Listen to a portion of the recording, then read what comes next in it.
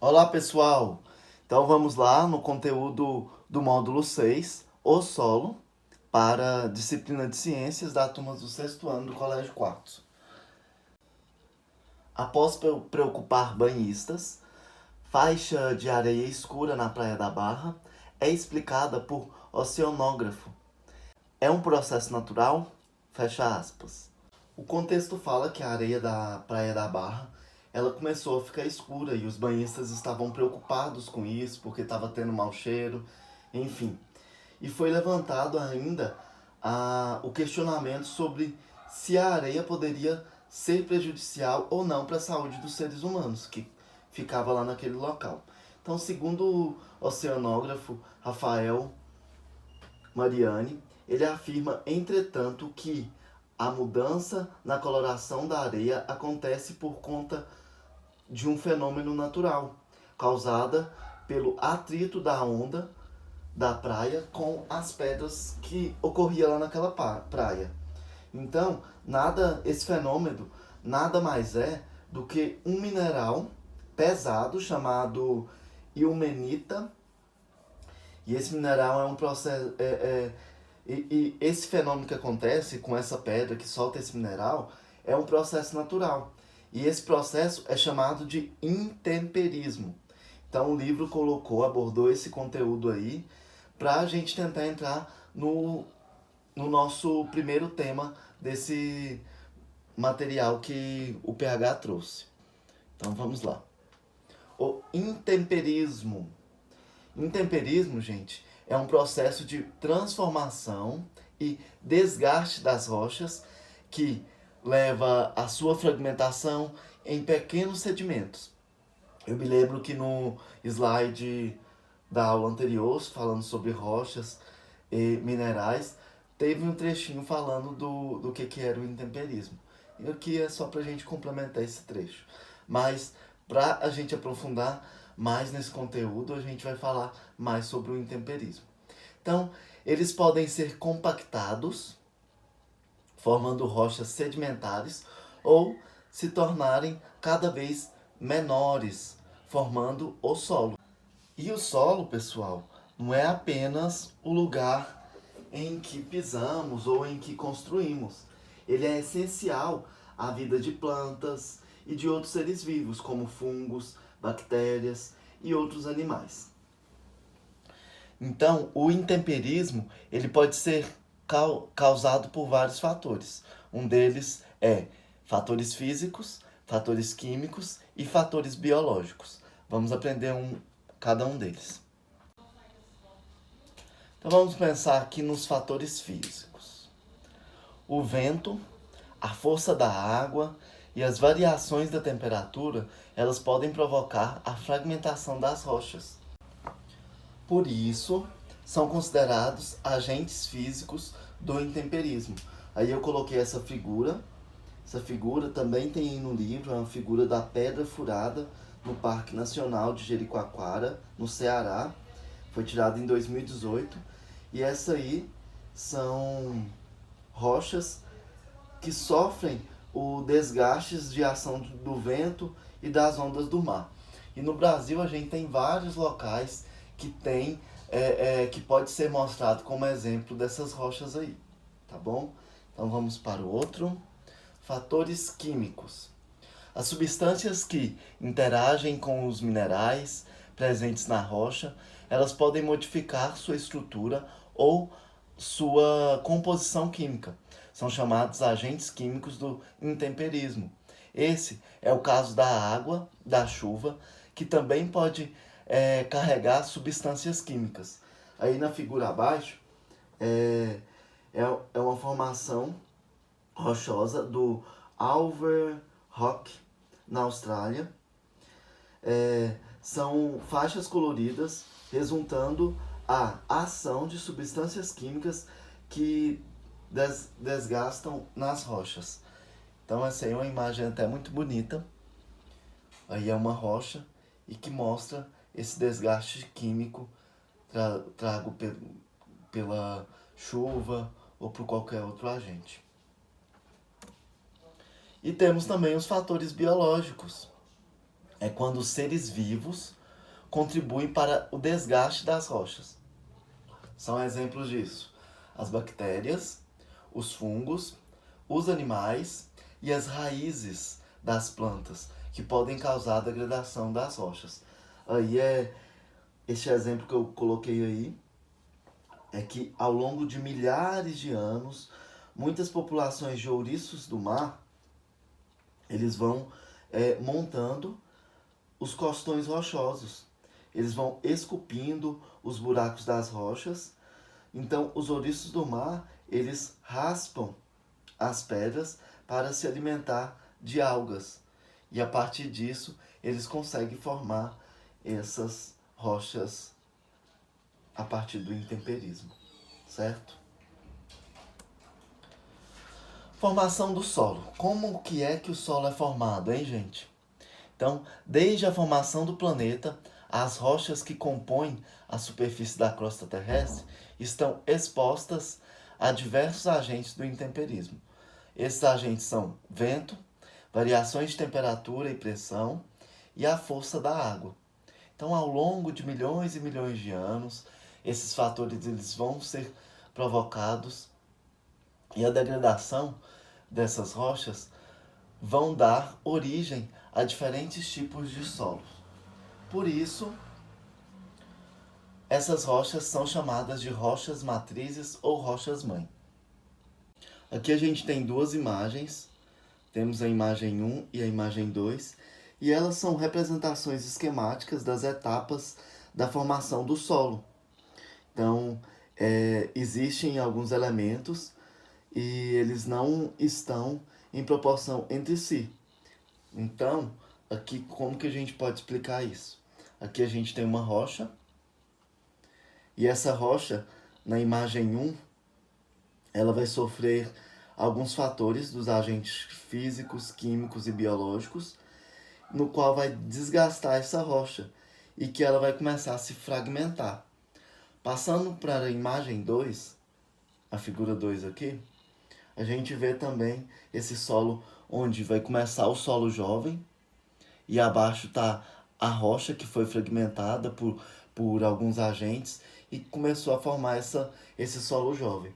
E a partir disso, com o tempo, esses grãos que vão se acumulando na superfície, que aves vão levando ou que o vento está levando, esses grãos, eles vão começar a formar matéria orgânica, no qual vai resultar da morte de animais e plantas que também se acumulam no solo, tornando ele mais fértil. Então, quando esse solo estiver bem fértil, mostrando igual aqui na imagem 3, a gente consegue ver as camadas e como ele foi dividido tudo bonitinho e certinho. Então aqui, ó, a camada, vamos começar de baixo para cima. Camada mais profunda, ela apresenta uma rocha que deu origem ao solo, chamada de rocha matriz. E nessa faixa, ela pode ser encontrado diversos materiais, como ferro, alumínio. E a matéria orgânica é quase inexistente nesse local.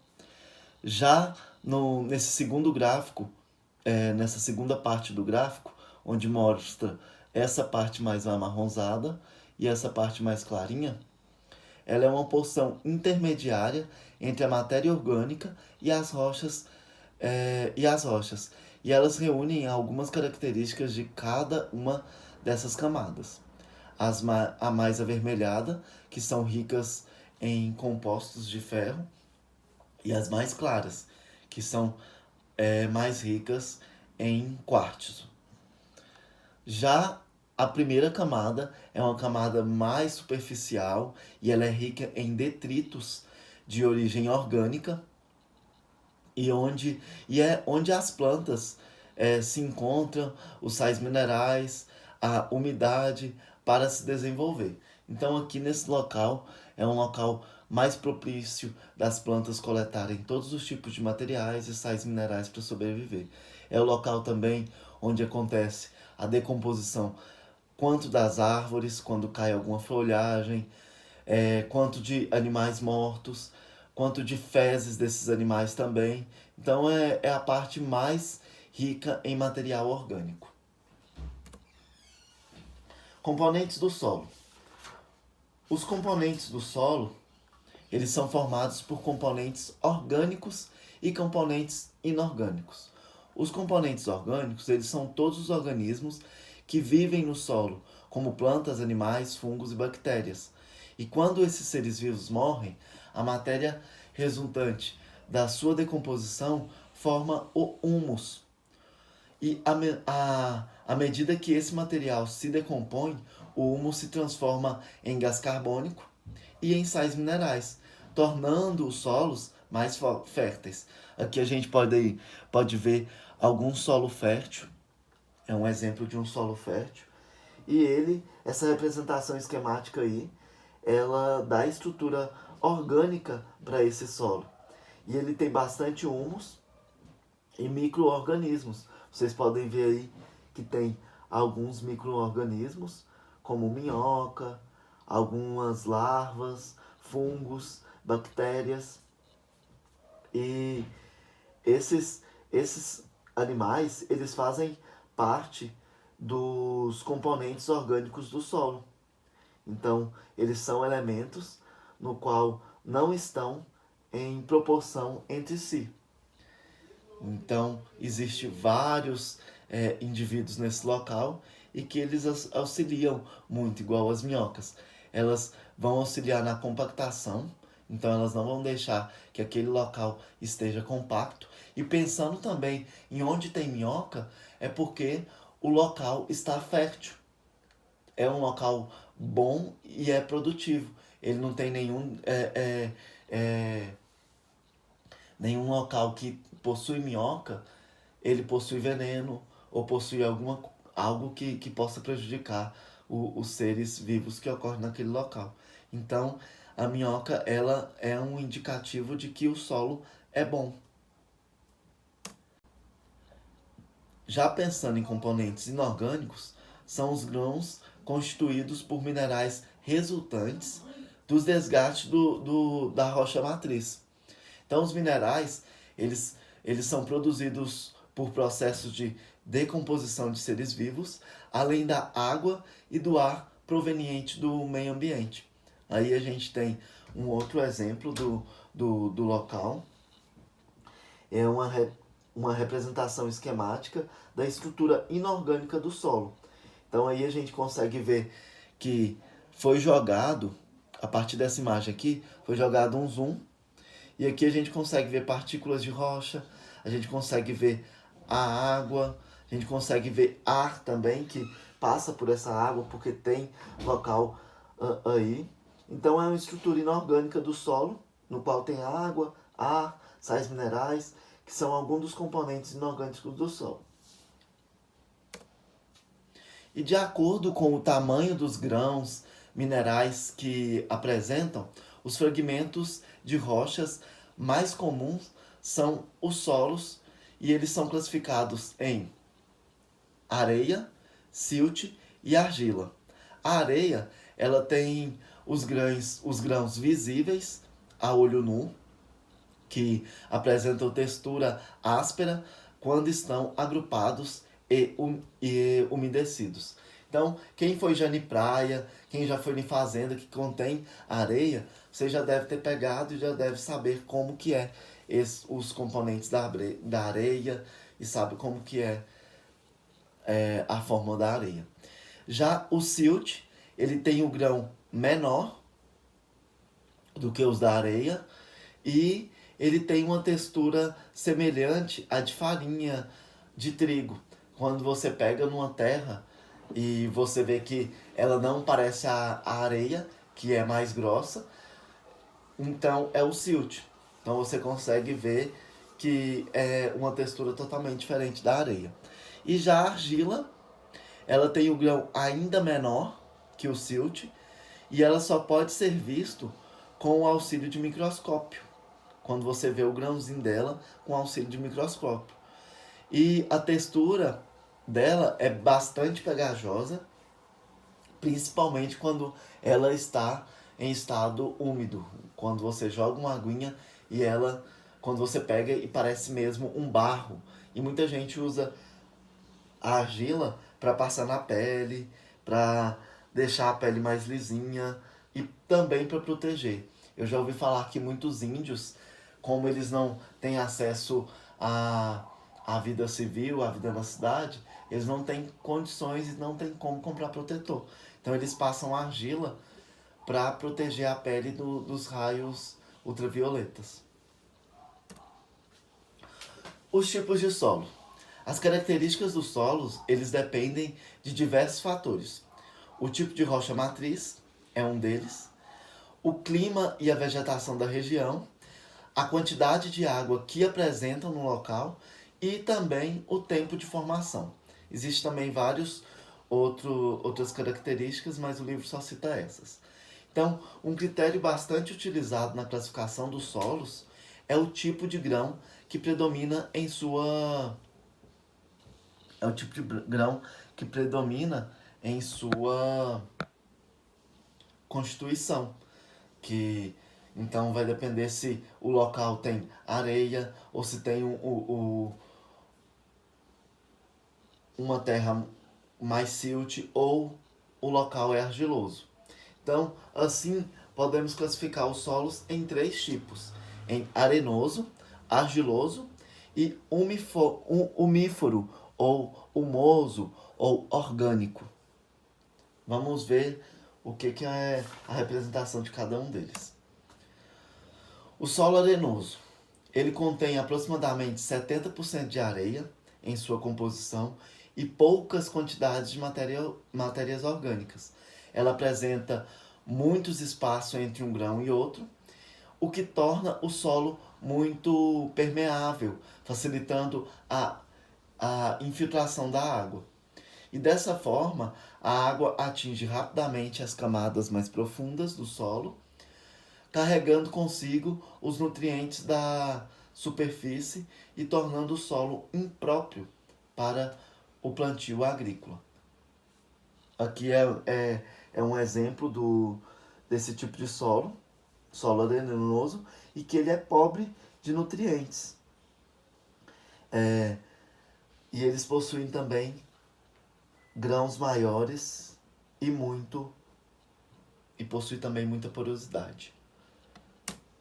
Já o argiloso, ele é um solo rico em diferentes tipos de partículas minerais, contém pelo menos 35% de argila em sua composição, e ele apresenta poucos espaços entre suas partículas, o que dificulta a passagem da água. Isso facilita a retenção dos minerais e dos nutrientes que contribuem para a fertilização do solo. Então, se a gente for comparar com o solo arenoso e o solo argiloso ele é mais produtivo, né? Você vai conseguir ter a composição de mais nutrientes lá naqueles locais de sais minerais, no qual esses nutrientes e sais minerais eles vão auxiliar na sobrevivência das plantas que estão naquele local e assim sucessivamente para animais. Se tem plantas, vai ter frutas que vai conseguir alimentar animais, então assim vai ser muito bom. E o tipo de argila que contém nesse solo argiloso, ela influencia na cor do solo, que pode apresentar tons amarelados, vermelhos, marrom e cinza claro. Um outro exemplo é o solo umífero, humoso ou orgânico. Ele pode ser citado dessas três formas. E ele é rico em humus e, portanto, apresenta grande quantidade de matéria orgânica. Sua porosidade contribui para a retenção de água e de ar no solo. A decomposição do humus produz os sais minerais necessários ao desenvolvimento para as plantas. Por isso, é considerado o solo mais adequado para o plantio agrícola. Então, os pais que são produtores aí, os filhos já sabem qual é o melhor solo para o plantio agrícola. Para finalizar o conteúdo, eu gostaria de que vocês fizessem um trabalhozinho para mim. E esse trabalho é um resumo da página 509 a 514. Essa página do 509 e 514, ela vai começar a falar sobre o solo e a agricultura.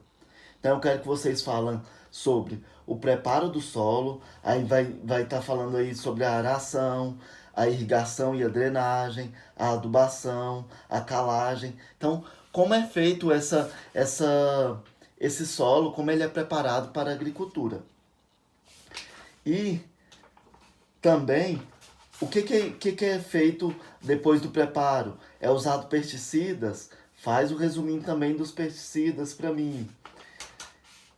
E para finalizar, existe também nessa página, na 511, algumas curiosidades que a ciência sabe sobre as leguminosas e o solo. É para vocês fazerem um resumo de toda a página. Então é da 509 até a 514. Na última página, 514, ele vai falar vai fazer uma situação de problema, no qual ele vai falar da agrofloresta, por uma agricultura mais sustentável. Essa parte aí eu gostaria que vocês lessem e só colocassem o que entenderam mesmo. Não precisa escrever todo da página. Dá uma lida e faz um resuminho do que você entendeu, tá bom? Então o trabalho é você fazer o resumo, fazer ele digitado e entregar para mim nesse e-mail aqui, ó. Vocês vão enviar para mim neste e-mail. E como a gente tem aula só até sexta-feira, o que eu vou fazer para vocês? É para entregar esse trabalho para mim no e-mail até no domingo.